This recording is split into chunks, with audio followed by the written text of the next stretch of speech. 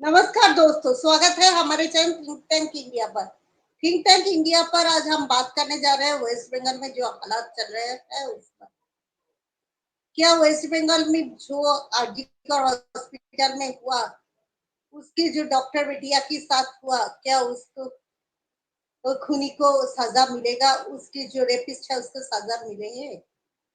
या सीबीआई के हाथ में अब जो केस आए हैं, वो केस जैसे दिख रहे हैं, तो कोलकाता पुलिस और हॉस्पिटल के जो एडमिनिस्ट्रेशन जिस तरह से दबाने की कोशिश किए हैं, जिस तरह से जो क्राइम सीन के साथ छेड़खानी हुई है, उससे क्या सचमुच का कोई हम उससे कोई नतीजे पे निकल सकेंगे सीबीआई?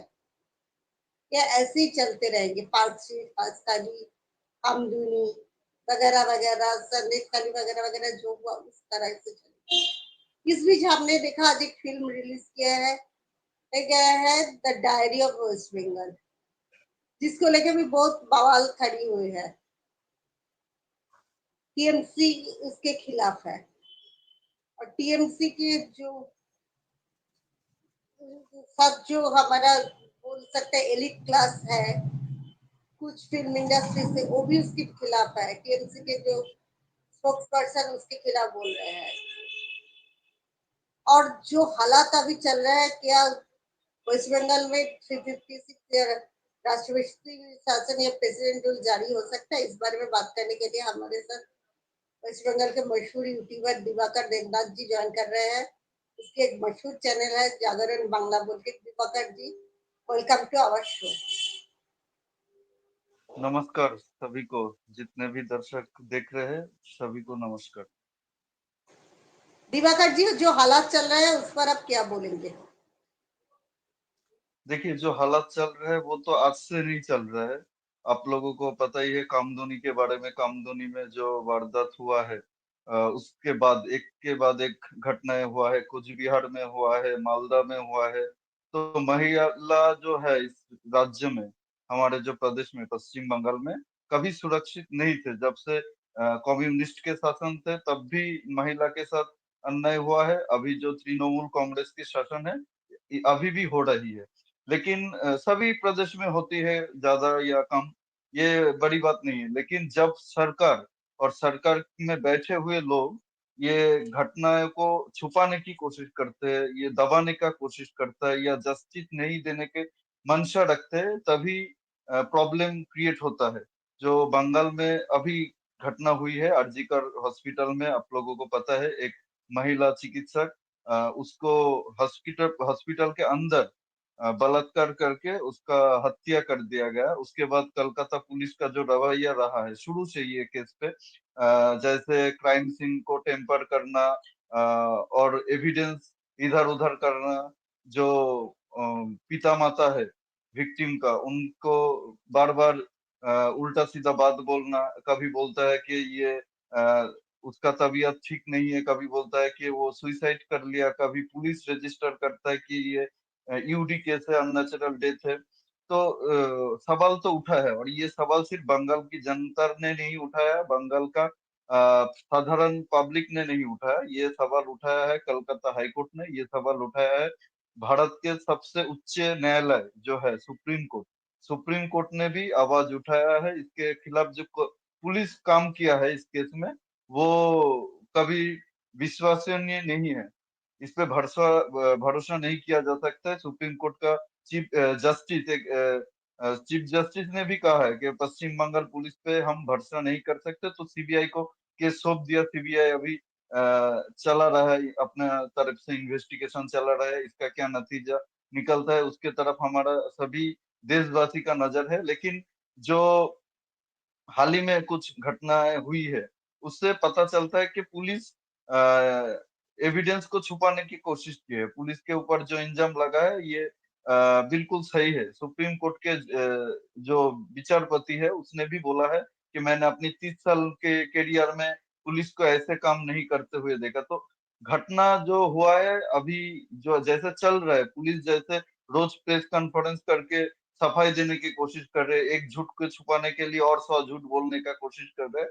तो पूरे बंगाल की जनता, पूरा देश का जनता को अभी लगता है कि हमें शायद जस्टिस ना मिले, क्योंकि एविडेंस को पहले ही टेम्पर कर दिया गया है। शायद शायद किसी को इसके पीछे जो जो है, संजय तो एक नहीं है, उसके पीछे और भी हो सकता है। ये जो हॉस्पिटल में वारदात हुई है, उसके डॉक्टर लोग ही, जो डॉक्टर है वो सभी ने यही बताया है कि एक अकेला आदमी का काम ये नहीं है, इसके पीछे बहुत बड़ा लोगों का हाथ हो सकता है। उनको बचाने के लिए पुलिस ने शायद ये सारी एविडेंस को टेम्पर किया है। कुछ बातें आ रहे हैं एक सिंडिकेट की, हॉस्पिटल में भी सिंडिकेट राज।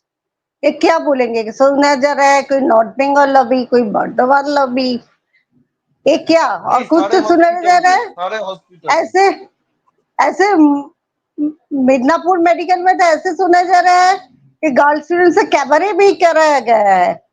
अब क्या बोलेंगे इस बारे में? और ये सारे देखिए, दिखाए जा रहे हैं रूलिंग पार्टी के साथ है, अब इस बारे में क्या बोलेंगे?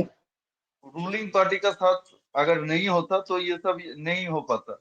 रूलिंग पार्टी का साथ है, रूलिंग पार्टी का, इसके जो लोग ये सब कांड करते हैं, इसके सर के ऊपर हाथ है, इसीलिए ये सब घटनाएं हो रही है।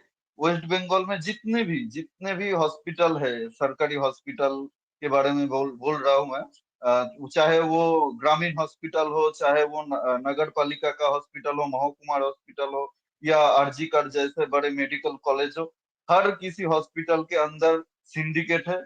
आपको अगर बेड चाहिए किसी गरीब आदमी को, तो सिंडिकेट के पास जाना पड़ता है, दलाल को पकड़ना पड़ता है कि मुझे बेड चाहिए।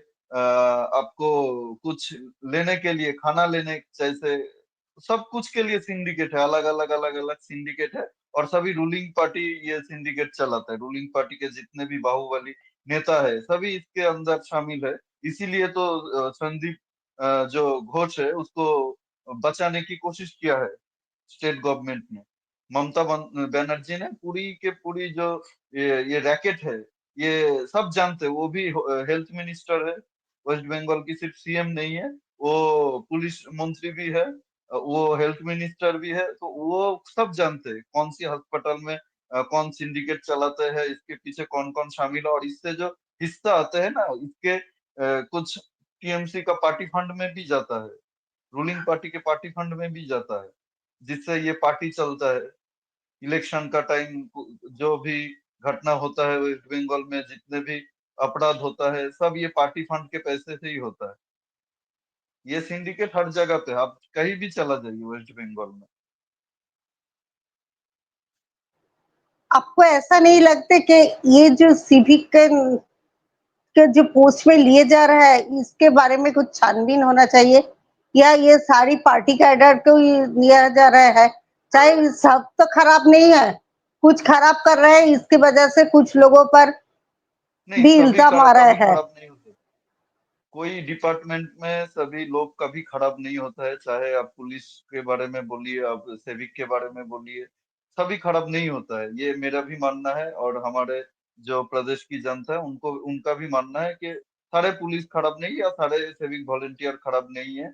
लेकिन सिविक वॉलेंटियर को जिस तरह से नियोग मिलता है, उसमें एक बड़े करप्शन है। क्योंकि जो टीएमसी का समर्थक है, टीएमसी पार्टी का कैडर है, या उनके परिवार से बिलोंग करता है, तो उन लोगों को ही सेविक का नौकरी मिलता है। कोई साधारण लोगों को नहीं मिलता है। आप 100 में से अगर 100 सेविक वॉलेंटियर को रिक्रूट किया जाता है, तो इसमें से 95 तृणमूल का समर्थक है, कैडर का लड़का है, उन लोगों को ही लाया जाता है। इसके पीछे भी एक बहुत बड़ी षड्यंत्र है।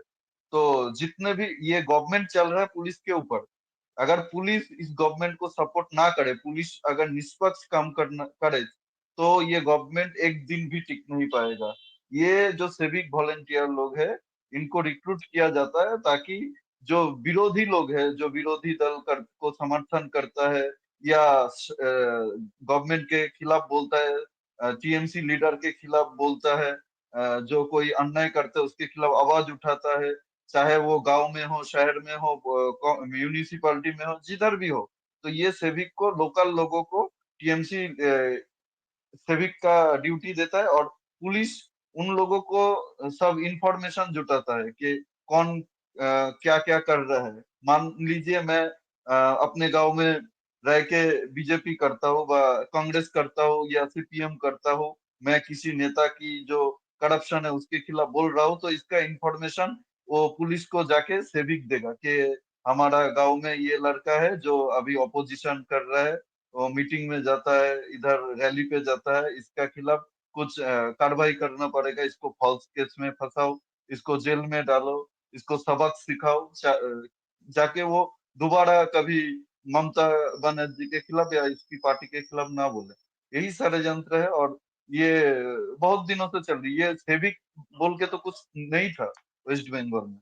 ममता बनर्जी ने ये सेविक का कॉन्सेप्ट लेके आया, क्योंकि उनका पार्टी को अगर बचाना है, पुलिस को अगर मजबूत करना है पार्टी के तरफ से, मतलब तो सेविक का एक बहुत बड़े भूमिका है, बहुत बड़ा रोल है।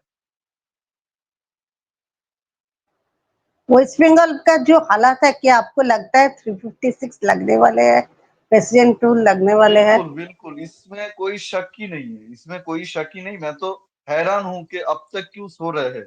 सेंट्रल गवर्नमेंट या हमारा होम मिनिस्टर हो, अमित शाह जी हो, या हमारा प्रेसिडेंट द्रौपदी मुर्मू जी हो, या हमारा प्राइम मिनिस्टर बोलिए, जो भी है ऊपर बैठे हुए लोग, हमारा एक ही गुजारिश है, क्यों नहीं लागू किया जा रहा है, क्या वजह है। ये पूरा वेस्ट बंगाल की पब्लिक जानना चाहता है, क्योंकि इलेक्शन यहाँ पे ठीक से फ्री एंड फेयर नहीं होता है। इलेक्शन में कैसे बुथ रैगिंग किया जाता है, छप्पा किया जाता है, पंचायत चुनाव हो, नगर निगम की चुनाव हो, या लोकसभा हो या विधानसभा हो, सभी चुनाव में धांधली होता है, छप्पा वोट होता है, रिगिंग होता है, लोगों को डराया जाता है, धमकाया जाता है। और सिर्फ यही नहीं, चुनाव में नहीं, जो काउंटिंग होता है ना चुनाव के, उसमें भी धांधली होता है, उसमें भी मतलब बहुत बड़े हेराफेरी किया जाता है। तो सभी को पता है वेस्ट बंगाल में आप टीएमसी के खिलाफ वोट दीजिए फिर भी टीएमसी ही आएगा, क्योंकि उसके पास प्रशासन की समर्थन है, प्रशासन को खरीद लिया गया है। बड़े बड़े जो ऑफिसर है, चाहे वो पुलिस की हो या एडमिनिस्ट्रेशन की हो, सब उनकी गुलाम है। वो उनकी नौकर है जैसे बिहेवियर करता है, तो वो जो बोलेगा वही करेगा टीएमसी को जिताने के लिए, क्योंकि उनको भी घर चलता है। कोई कोई अब तो देखा आईपीएस मतलब रिटायरमेंट ले लिया जल्दी, क्योंकि उसको टीएमसी के तरफ से चुनाव लड़ना है। तो पश्चिम बंगाल में ये भी हुआ है, जो टीएमसी जो सब बड़े बड़े अधिकारी थे, टीएमसी का लिए काम किया है, खातिरदारी किया है, उनको आगे जाके चुनाव में टिकट मिलता है, कोई एमपी बन जाता है, कोई एमएलए बन जाता है, कोई सरकार की मंत्री बन जाता है। तो वो लोग भी करता है ये सब, तृणमूल को गोदी में रखने के लिए जितने तरह का पेशी का प्रदर्शन किया जाता है, बाहुबलीगिरी किया जाता है, जितने भी गुंडागर्दी किया जाता है, सबको समर्थन करता है पुलिस की बड़े बड़े अधिकारी। इसलिए तो पुलिस का ऊपर भरोसा नहीं है, पुलिस का ऊपर कोई विश्वास नहीं है। पश्चिम बंगाल की जनता पुलिस को बिल्कुल एकदम विश्वास नहीं करता है, कुछ ऑफिसर के वजह से। पूरे डिपार्टमेंट खराब नहीं है, लेकिन जो लोग चलाता है इस डिपार्टमेंट को, उन लोगों के अंदर खोट है, वो लोग निष्पक्ष नहीं है। इसलिए मैं या सिर्फ मैं नहीं, मेरे प्रदेश के हर किसी का आप पूछ लीजिए, बंगाल की किसी भी जनता को, वो बोलेगा कि प्रेसिडेंट रूल जरूर लगना चाहिए। जिस तरह से ये राज्य चल रहा है, ये बहुत हम खत्म हो जाएंगे। 10 साल अगर ऐसे चलेगा तो पश्चिम बंगाल कश्मीर जैसा बन जाएगा। ये कश्मीर ना बने इसके पहले ही सेंट्रल गवर्नमेंट को कुछ ठोस कदम उठाना चाहिए, कुछ सख्ती से पेश आना चाहिए, और इसके लिए 356 लागू होना ही चाहिए। और भी बहुत इशू है। अभी तो मैं आरजी कौर के विषय में बोल रहा हूँ, लेकिन अगर 356 के लिए बोलूँ तो बहुत सारा इश्यू है। जैसे बांग्लादेश से अवैध लोगों को घुसाया जा रहा है, घुसपैठी आके यहाँ पे तृणमूल नेता जो लोकल लीडर है उनसे हाथ मिला के आधार कार्ड, वोटर कार्ड ये सब बना रहा है। इधर नागरिक बन जाता है, इस देश का नागरिक बन जाता है, उसके बाद अराजकता जो फैला रहा है, हिंसा फैला रही है, जो टेररिज्म फैला रही है, इसके खिलाफ अगर एक्शन लेना है तो पहले 356 लागू करना है। जब तक ममता बनर्जी है गोदी में, जब तक टीएमसी सरकार में है, तब तक आप कुछ भी कर लीजिए, आप उन्हें रोक नहीं पाएंगे। तो 356 पहले लागू कीजिए, पहले इस सरकार को हटाइए, उसके बाद पूरे जो एक्शन लेना है लीजिए। यही गुजारिश है हमारे होम मिनिस्टर से, पीएम से और राष्ट्रपति से। सर, आपको नहीं लगता कि ये जो हमारा पूरे सोसाइटी को आप देख रहे हो पॉलिटिसाइज किया जा रहा है? जैसे एक मूवी रिलीज हुई है डायरी ऑफ वेस्ट बंगाल आज, उसके खिलाफ कोर्ट में जाया जा रहे थे और कोर्ट में धक्का मिले।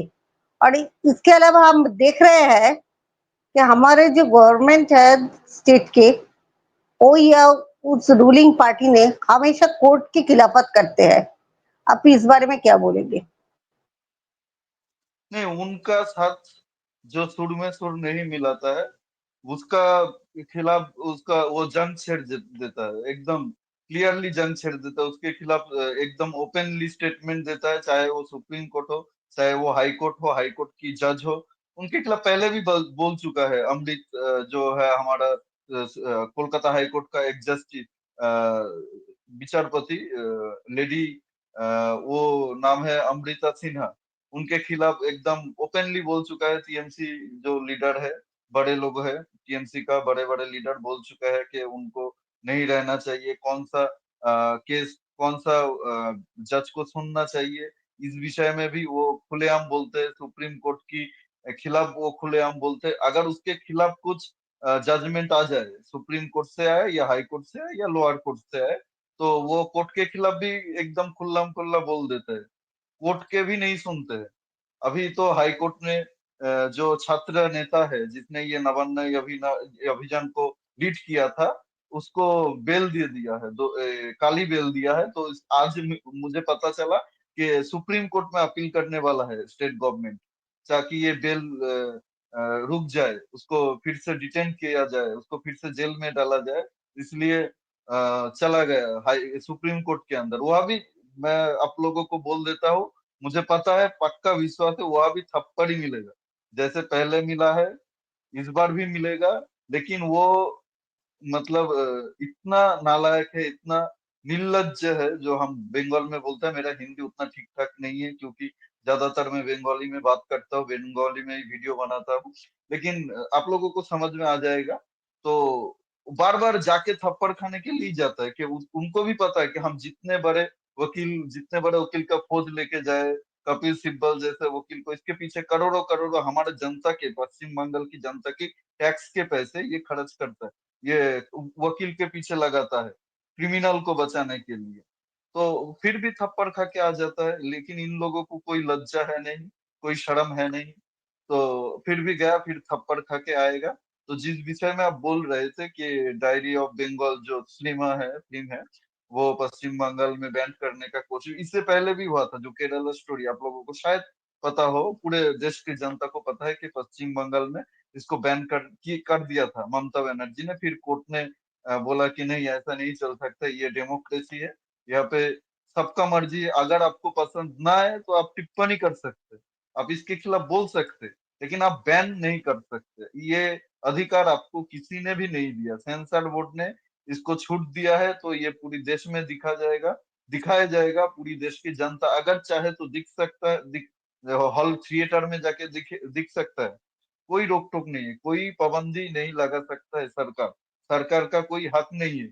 ये मतलब क्या बोलूं मैं, जो हमारा संस्कृति है देश का, हमारा कल्चर है, उनका ऊपर एक बड़ा प्रहार करने का कोशिश कर रहे हैं टीएमसी। सीधा सीधा बोलता है, जो सेलिब्रिटी, जो अभिनेता, जो अभिनेत्री, बंगाल में जो टॉलीवुड बोलते हैं, हमारे इधर जो काम करता है, बड़े बड़े सेलिब्रिटी जो टीएमसी का समर्थक है उनको ही काम मिलेगा, जो समर्थन नहीं करता उनको काम नहीं मिलेगा। उनको स्टूडियो में घुसना नहीं दिया जाएगा, उसके खिलाफ पूरा सिंडिकेट खड़ा हो जाएगा, उसको इंडस्ट्री से बाहर करने की कोशिश किया जाएगा। ऐसे ही चल रहा है। तो मजबूर होके कुछ सेलिब्रिटी, कुछ अभिनेता, कुछ अभिनेत्री तृणमूल को समर्थन करते हैं, क्योंकि उनको तो पेट चलाना है, उनको तो सिनेमा करना है, उनको तो फिल्म करना है, यही उसकी रोजी रोटी है, यही काम उनको आता है। तो वो मजबूर होके जाता है। लेकिन ज्यादातर आप अगर सरकार कभी गिर जाए, टीएमसी कभी पावर में ना रहे, तब वो लोग मुंह खोलेगा। अभी वो लोग मुंह नहीं खोल सकते, क्योंकि वो भी जानता है अगर मैं मुंह खोला, मैं एक भी शब्द बोला तो मुझे काम नहीं मिलेगा, मुझे काम नहीं कर दिया जाएगा। जैसे रुद्रनील घोष बहुत बड़े कलाकार है पश्चिम बंगाल में, बहुत बड़े एक आर्टिस्ट है, उनको बंगाल में अभी काम नहीं मिलता है, लेकिन उनका उनको लोग पसंद करते हैं। अभी तो वो बॉलीवुड में भी एक्टिंग करते हैं, बॉलीवुड मूवी में भी उन्हें काम मिलता है, बड़े बड़े वेब सीरीज में काम मिलता है। लेकिन बंगाल में बंगाली सिनेमा में, बंगाली मूवी में उन्हें काम नहीं मिलता है, क्योंकि ममता जी ने, उनके पार्टी ने उसके खिलाफ फतवा जारी कर दिया है। ऐसे ही चल रहा है। तो मुझे लगता है कि ये नहीं होना चाहिए। बंगाल की जनता को लगता है कि ये नहीं होना चाहिए। अगर आप इसके खिलाफ है, आपको ये पसंद नहीं आता, ये फिल्म या जो भी कोई फिल्म या वेब सीरीज आपको पसंद नहीं है, आप मत देखिए। आप इसके खिलाफ बोलिए, आप टीका टिप्पणी कीजिए, आप समालोचना कीजिए, लेकिन आप बैन नहीं लगा सकते, आप उसको निषेध नहीं कर सकते कि ये नहीं चलेगा। ये आप नहीं बोल सकते। अगर आपके पास पावर है, इसके आप पावर में बैठे हैं, इसके मतलब ये नहीं कि आप तानाशाही बन जाए, आप हिटलर बन जाए। तो कुछ लोग हैं जो जर्मनी में बैठ के, दिल्ली में बैठ के मोदी जी को हिटलर बोलते हैं। लेकिन मोदी जी अगर हिटलर होता तो ये लोग मुंह नहीं खोल पाते, लेकिन और जो जर्मन एक्चुअल में कॉकरोच को हिटलर है। तो सब जानती है, जर्मन कॉकरोच को तो सब जानती नहीं, है। मैं नाम नहीं लेना चाहता हूँ, मैं नाम नहीं, उसका प्रमोशन हो जाएगा। मैं नाम नहीं लेना चाहता हूँ। देखते हैं उसके मैं भी भी कुछ नाम नहीं लिए, मतलब। मैं भी नाम नहीं हाँ, लिए, मैं सिर्फ जर्मन कॉकरोच की लेना भी बात नहीं की। चाहिए, एकदम लेना भी नहीं चाहिए। तो वो लोग झूठ फैलाते हैं, वो लोग जितना षड्यंत्र रचना है रच लिया है।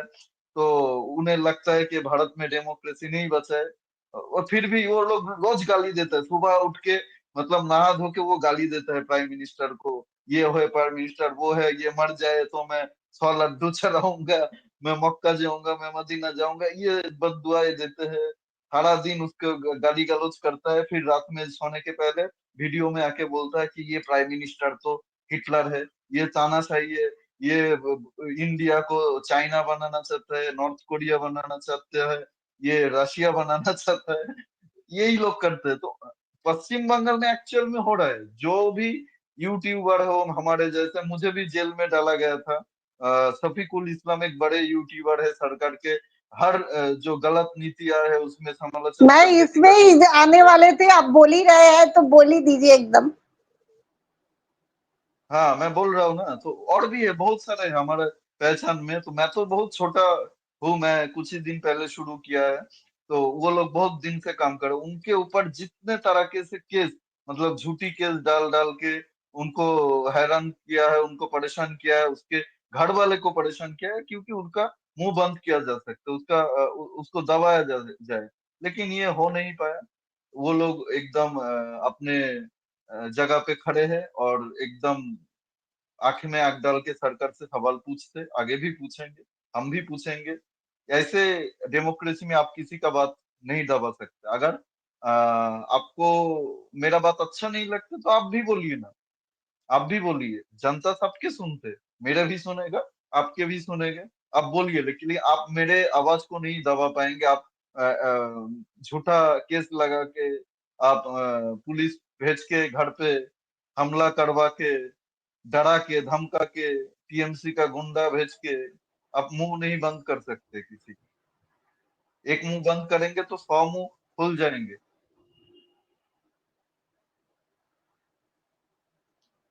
सर, आप हमारे चैनल पे आई, इतनी बेबाकी से बात की, इसके लिए आपके बहुत बहुत शुक्रिया। इसके बाद भी बहुत सी शो में हम आपको बुलाएंगे, और दर्शक देखते रहिए think tank India. Please share, subscribe, like and comment on our channel. Divakar ji, आप आपके चैनल के बारे में भी बोल दीजिए। मेरा बंगाली में एक चैनल है, यूट्यूब चैनल जागरण बांग्ला। तो उसमें मैं वीडियो बनाता हूँ, हर इशू में कोशिश, टॉपिक में करता हूँ, कोशिश करता हूँ, बात जो मौका मिलता है तो बात करता हूँ, एकदम खुली बात करता हूँ। आप लोग अगर चाहे तो मेरा चैनल यूट्यूब में सर्च करके सब्सक्राइब कर सकते हैं, अगर वीडियो अच्छा लगे और तो। मैं उनके चैनल का लिंक भी मेरे डिस्क्रिप्शन बॉक्स में दे दूंगी, उसे भी आप बहुत सब्सक्राइब बहुत कर लेना। धन्यवाद, बहुत बहुत धन्यवाद। सबको धन्यवाद जो भी दर्शक देख रहे हैं। आपको भी बहुत बहुत धन्यवाद। बंगाल को बचाइए, बंगाल के बारे में बोलिए पूरी देश की जनता से। जो भी देखिए, बंगाली खूब बहुत कम लोग समझते हैं। तो मैं चाहता हूँ इतने बड़े देश है, 140 करोड़ से ज्यादा जनता इस देश में रहते हैं, सबकी अलग भाषा है, अलग कल्चर है, सब अलग भाषा समझता है। लेकिन हिंदी मोटा मोटी सभी समझता है, सभी को समझ में आता है, चाहे साउथ हो, नॉर्थ हो, ईस्ट हो, वेस्ट हो, सभी को समझ में आता है। तो इसीलिए हिंदी में बंगाल के बारे में बोलना जरूरी है। बंगाल की जो करंट सिचुएशन है, ये सबके सामने रखना चाहिए। तो आप लोग जो काम कर रहे हैं, इसके लिए आप लोगों को बहुत बहुत धन्यवाद, बहुत बहुत धन्यवाद। Thank you sir. और दर्शक देखते रहिए थिंक टैंक इंडिया। नमस्कार।